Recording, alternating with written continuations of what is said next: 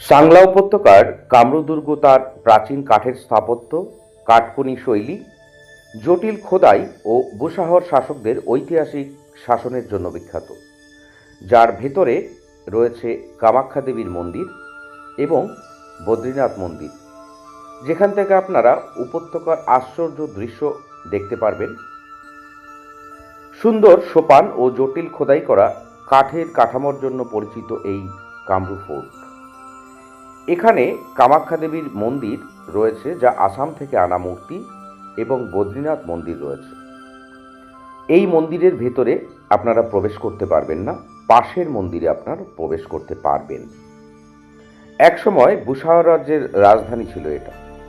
পাহাড়ের চূড়ায় অবস্থিত সাংলা উপত্যকার তুষারাবৃত ঘন পাহাড়, বন, আপেল বাগানের মনোরম দৃশ্য আপনারা এখান থেকে উপভোগ করতে পারেন এবং কিন্নর কৈলাসের দর্শন পেতে পারেন এখান।